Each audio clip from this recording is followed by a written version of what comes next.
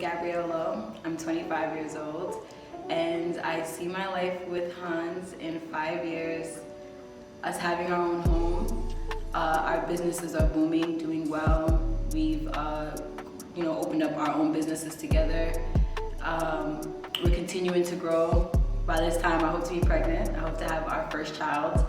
And we're just growing our family, growing our spirit, mind, body, soul, everything, and definitely making money. That's top priority. We're making money.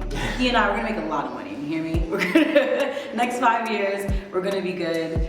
We're gonna have our kid. We're gonna have our businesses, and yeah, we're gonna live a great life. My name is Dorante. I'm 28 years old. And how did I know Gabby was the one?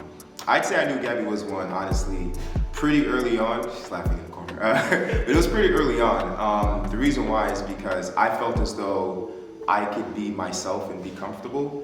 And I feel like that's something that, especially as a black man, we need to find peace where we can find peace. Outside there's so much going on, and I felt as though, with this girl, I can speak, the way I want to speak, not in a disrespectful manner, but more so like, if I feel like cursing like a sailor, curse like a sailor, and like she wouldn't, get offended by certain things because she is very similar to me. So that's something that I picked up very quickly, and I said, all right, I gotta hold on to this. So that's definitely when I felt as though she was the one, very, very early on. What don't I give myself enough credit for? I'd say, honestly, I feel like you work really hard. Like, I think that's something that I admire about you, the fact that you work so hard. You're always giving your best effort, and you're never settling for anything. And I think that, you're a perfectionist, so, which is understandable that you kind of tend to overlook things, but it's really important to take the time out to really think about hey, I've come a long way because I see it. So yeah, you know how I get sometimes. I'll be like, I'm always focused on the next thing, so I don't see what I've done already because I'm just like, all right, that's not good enough. I need to do something better. So I'm glad you see it though. Yeah, I'm really glad you see it. Glad somebody see it. Yeah, well, it's together. So I always pay attention, even when I'm doing something, because I'm the same way. So let's say I'm doing something, I'm looking in the corner of my eye, you're doing your own thing. So it's I think to myself wow, this girl really, really works hard. So I really think that you should stop sleeping on yourself, honestly. Stop sleeping on your greatness. Alright, okay, set the alarm. I'm about to wake up. What would you say is your favorite memory of me? Okay, so my favorite memory of you was at my sister's baby shower, and it's not my favorite, but it's one of my favorites. Okay. And you were I didn't even need to do anything. Everybody was gravitating toward you. You were mingling with everyone. You're talking to my grandma or my aunts. I don't know, seeing you be yourself around people I've known my entire life, and our relationship is still fairly new. It was just beautiful to watch that because I'm a very private person, so I don't usually bring somebody around. I don't really bring anybody around my family, but bringing you around my family and seeing how everyone loved you and how y'all just having genuine conversations, me just being a fly on the wall watching that, it was just so beautiful. It was I don't know, I've never had that, I've never experienced that, and to experience that in that moment, that, it just left such a great feeling. That is a memory I'd never forget. I appreciate that. I appreciate you, because my aunts is not easy. Nobody in my family is easy to I'm not talk gonna to. lie, it was a lot of people. Yeah, and that's the thing. My family's so big. Yeah. There was family there that I haven't seen in years. I didn't even recognize them. And the fact that you're literally having common conversation, you're taking people out their shell. People I see, uncles I know that don't really talk to anybody much, having full-blown conversation with you, talking about sports. And I'm sitting there just watching, wow, this man could really wow, you could sell salt to a slug. You can really, you should have too. No, seriously, you can talk to anybody. That's not a gift that I have. I'm not much of a talker. Once I feel there's a comfortability level, I'll start to talk a little bit. But you can charm anyone, and you doing that with my family, it meant a lot. My family means a lot to me, so it really meant a lot. what's the most romantic thing that I've done for you lately? The most romantic thing that you've Or anything I've done for you lately that has stood out to you? All right, so this is like a really loaded question. I don't want to sound like corny, but honestly, for me, it's a lot of things that you do, and it's things that you do on a daily that you may not even like really, be privy to. Mm-hmm. But one thing to me that's romantic is that you do regularly is that you make sure everything is straight. You take care of me. You know what I'm saying? And like, I'm not saying this in like a, get down on one knee and like freaking struggle, but more so like you make sure like my mental is good on the regular. If I'm having a bad day, you'll say, hey, let's go out and do something on me, or just because gifts, or you just really make sure that my mental is good. And in my mind, like that's romantic because that speaks to my love language.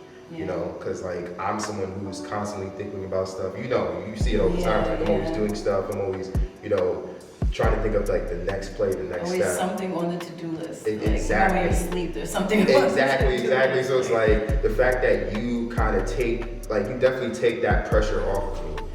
That to me is beyond romance because that just makes my life easier.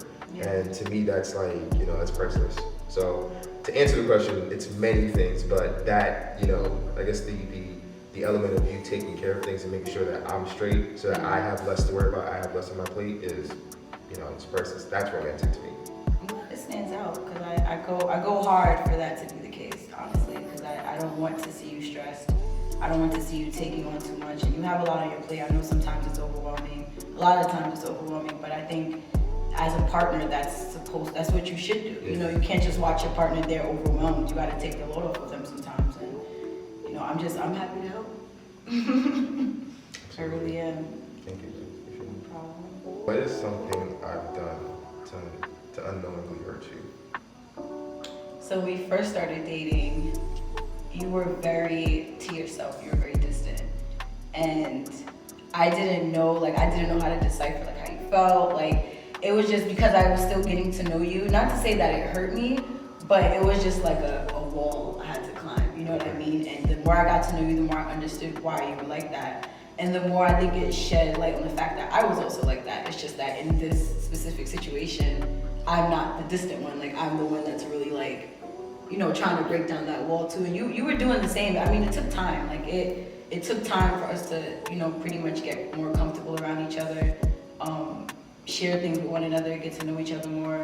But yeah, I wouldn't really say it hurt me, but that was the only thing that I can like think of with you that was like, wow. So like, would you say like it was more so me withholding kind of? Yeah, I would say it was humbling. Mm-hmm. That's what I would say. It wasn't hurtful, but it was very humbling. Mm-hmm. Because I'm kind of used to people opening up to me to where I feel like I can be more reserved, so I don't have to share that much. It's like, okay, yeah, I'm the listener pretty much, but with you, I felt like the talker. And I'm like, is this man listening to me? Like, I'm trying to get you to, like, I'll share a story and, you'll be like, oh, okay, you'll listen. But I've never been in that predicament before where it was like, I'm with someone that's kind of giving me my own treatment. So it was a very humbling experience. But I mean, of course, the more we got to know each other, like, when you started to really open up, it was like, okay, it was worth it. You know what I mean? It was worth the fight. It was worth the, kind of giving you the strong arm. Like, just that vulnerability, it's baby. not. No, it doesn't say it didn't hurt. It was just more so like humbling, because not everybody's going to be the same. So I was just kind of like, well, is he really feeling me like that? Like, does he, you're not really talking to me as much, but the more I got to know you, the more I understood why. And that's why I really wanted to get to know you, because I wanted to understand that why. I didn't figure it was just like, because you're not going to talk to me every day. We're not going to talk on the phone. We're not going to text as much if you don't like me. Yeah. But it was still that distance that was there. It was still some sort of disconnect. Like no matter how many dates we go on, no matter how many times we talk on the phone, there's just still like, we're not getting to the nitty gritty like I'd like. But maybe I was just being way too quick with it. Like I should have took my time. And once I did take my time, and I'm like, you know what, let me work at his pace and me be a little more patient, months in, and we were good. But it was just, at first, it was like, okay, I don't really know how to break this wall. But I broke it. I tore that shit down. Okay, so on a scale of 1 to 10, having kids is at a 9 for me. I wouldn't say out of 10 because I don't feel like it would be the end of the world to not have kids, but I really do want children because I love kids. I think kids are amazing. I would love to create a product of my love with another human being. I think that's amazing. Yeah, and also I have a huge family, so I'm used to being around kids. I'm used to all my siblings having kids. I'm used to little cousins. You know, like I come from that kind of family. I come from that kind of background, so I really do want to have children. I just don't want to have like a football team. I think like if I can do twins, that would be great. Or if I have 2, 3, that's fine. But I just don't want a lot of kids. But I definitely want kids. What about you? Yeah, I'd say it's about the same for me.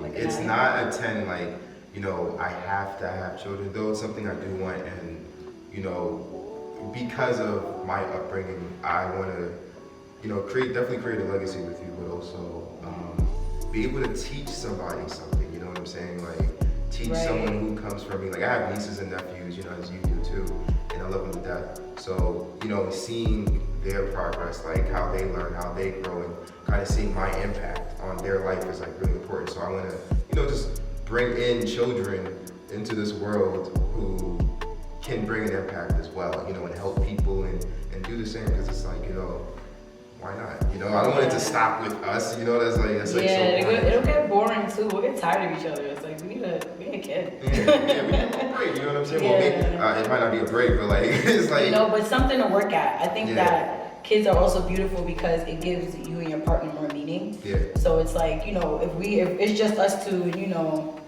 even if we're building, we have our businesses, you know, we have our things that we're building at, but like a child is completely different because that's like that's a soul connection. That's like more proof of God's grace right there. Like you have a child is a beautiful thing. Absolutely. You know, and somebody to teach. I think that would be so awesome when we have our kids, raising a little family, embarrassing them. I'm gonna love embarrassing the shit out of them.